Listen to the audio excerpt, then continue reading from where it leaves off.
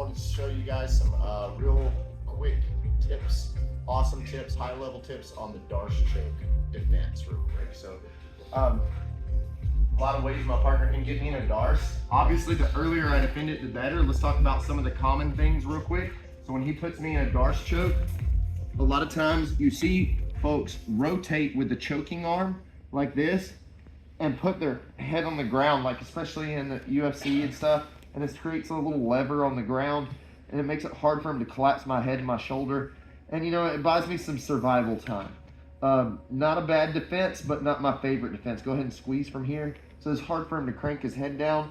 But let's talk about what's really making this work, and that's this driving pressure towards this grip, okay? So the closer I am to this wrist with my neck, the harder it is gonna be for him to crank me in. The further my neck is away from that wrist, the more bent my neck is, and the harder it's gonna be for me to defend the choke. You can see my neck's not flat now. I'm no longer in a comfortable position. You can create a lot of squeezing power here, so the Darce can really hurt my neck as well. So the best way, in my opinion, I see a lot of guys going from here to this belly down position just like this. So you just kind of think about it like just twisting their body and rotating belly down and pulling this arm under and giving the ref a thumbs up. And that, again, good thought, but I think poor execution. When I rotate, I want to keep my hips up off the floor. If I can lift my hip up, come over here just a little bit where you can see, or we can rotate some, doesn't matter, but what we're gonna do, rotate this way for a second. That's so you can see my hips, but I want to put a lot of pressure, again, towards his grip. So as I rotate, his grip should loosen and slide. I want to try to cut through this grip a little bit. So my hip comes up and my head tilts down. And then now I rotate, and when I rotate, I don't want to put my hips on the floor. How much more powerful is that, Curtis, there when I'm breaking that grip? So even though my knees are on the floor, they're very light, but my hip's not dead like this. I don't like necessarily being here, especially versus a guy with a great Darce choke. So I'm gonna start to rotate. As I rotate, a little counter I like to do, so elevate the hip, rotate through, forehead, don't stop. Keep rotating, because he's gonna keep chasing you. He's gonna hold, the longer he holds onto that grip, the better. But my inside hand, as I switch my feet, is gonna look to control this wrist. Now he may fall over. A lot of guys are gonna try their best to stay on top when this happens. So I pass this hand down, away from me. I wanna keep this arm straight. My hip is still off the floor. I haven't dropped my hip yet.